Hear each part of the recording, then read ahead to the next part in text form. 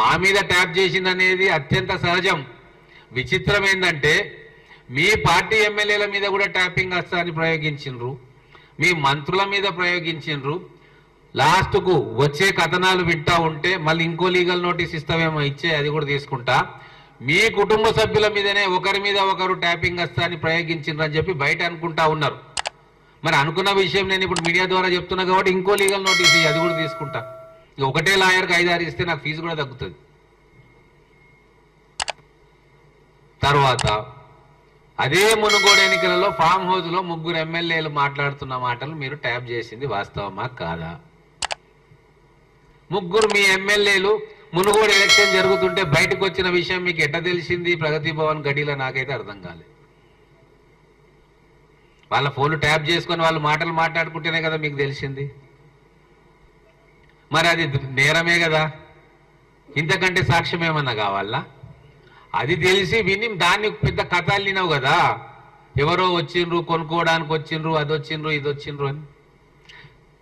సరే, అప్పుడు పోలీసు వాళ్ళతో కూడా అబద్ధాలు చెప్పించినావు. పాపం వాళ్ళు ఇప్పుడు తలకాయలు వల కొట్టుకుంటున్నారు, ఏం చేయాలి, ఇప్పుడు మారింది ప్రభుత్వం అని చెప్పి. అదొక అంశం పక్కన పెడదాం. సాక్షాత్తు ముఖ్యమంత్రి గారే ఆ రోజు ఒప్పుకున్నారు కదా, మేము ఎమ్మెల్యేల ఫోన్ ట్యాపింగ్ చేసినాము, ఆ రికార్డింగ్స్ మేము విన్నాము అని చెప్పి పత్రికా మిత్రుల సాక్షిగా విలేకరుల సమావేశం ఏర్పాటు చేసి దాన్ని ప్లే చేసి రికార్డ్ చేసింది ప్లే చేసి మీకు వినిపించిండ్రు కదా.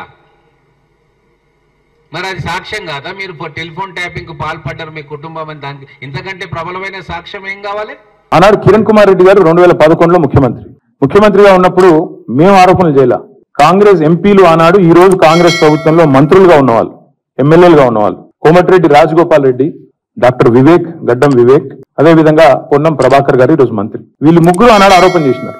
సుఖేందర్ రెడ్డి గారు కూడా ఉన్నారు అనుకుంటా. అప్పుడు మా ఫోన్లను ట్యాపింగ్ చేస్తున్నాడు కిరణ్ కుమార్ రెడ్డి, తెలంగాణ కాంగ్రెస్ ఎంపీల ఫోన్లను ట్యాపింగ్ చేస్తున్నాడు కిరణ్ కుమార్ రెడ్డి అని చెప్పి ఆనాడు కాంగ్రెస్ ఎంపీలు అప్పటి కాంగ్రెస్ ప్రభుత్వం మీద ఆరోపణ చేశారు. సరే, ఆ తర్వాత ముఖ్యమంత్రి గారు నేను చేయట్లేదు అన్నాడు, అది వేరే విషయం. నేను రేవంత్ రెడ్డి గారిని కూడా కోరుతా ఉన్నా, మీరు 2014 నుంచి ఎందుకు? అంతకుముందు మీ వాళ్ళే ఆరోపణ చేశారు కదా.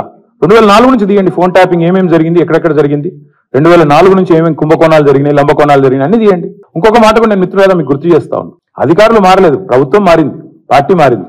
ఇదే శివధర్ రెడ్డి ఈరోజు ఇంటెలిజెన్స్ డీజీ అనుకుంటే, ఇప్పుడు ఆయన ఆనాడు ఇంటెలిజెన్స్ ఐజీగా ఉన్నారు కేసీఆర్ గారు గవర్నమెంట్ లో. ఈ రోజు టీఎస్పీఎస్సీ చైర్మన్ గా ఉన్న మహేందర్ రెడ్డి గారు ఆనాడు రాజశేఖర్ రెడ్డి గారి గవర్నమెంట్ లో ఇంటెలిజెన్స్ ఐజీ, ఆ తర్వాత మా ప్రభుత్వంలో డీజీ, హైదరాబాద్ సిపి.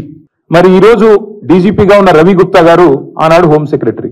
వీరందరూ కూడా మరి ఈ రోజు మా మీద చేసే ఆరోపణలు కానీ, ఇష్టం వచ్చినట్టు ఇచ్చే లీకులు కానీ, మాట్లాడుతున్న మాటలు కానీ, ఆ రోజు అధికారుల ప్రమేయం నిజంగానే జరిగింది అనుకుంటే ఒక్క నిమిషం, ఈ అధికారులకు ఎవరికి తెలియదా? వారెవరు బాధ్యులు కాదు, ఒక కేసీఆర్ గారు మాత్రమే బాధ్యుడు అనే లైన్ లో ఇవాళ ఏదైతే లీకులు ఇస్తున్నారో లీకు వీరుడు, నేను అడుగుతా ఉన్నా.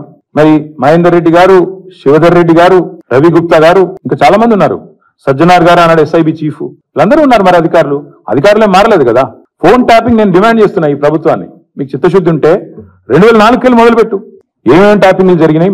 నేను నా ఆరోపణ కాదు కదా. ఈ రోజు నీ ప్రభుత్వంలో నీ పక్కన కూర్చున్న పొన్నం ప్రభాకర్ గారే ఆరోపణ చేసిండ్రు. ఏమని? ఆనాడు కిరణ్ కుమార్ రెడ్డి ప్రభుత్వం నా ఫోన్ ట్యాపింగ్ చేస్తుంది. మరి అది వాస్తవమా కాదా? బయటికి తీ, విచారణ గ్యాంబిట్ పెంచు. ఆనాడు అధికారులందరినీ పిలిపి, రిటైర్డ్ ఉన్న వాళ్ళందరినీ పిలిపి, నీ కాంగ్రెస్ ప్రభుత్వం ఫోన్ ట్యాపింగ్ చేసిందా లేదా చూద్దాం. ఇంకోటి బ్రదర్, మీరు మర్చిపోయినట్టున్నారు, నేను మర్చిపోలేదు.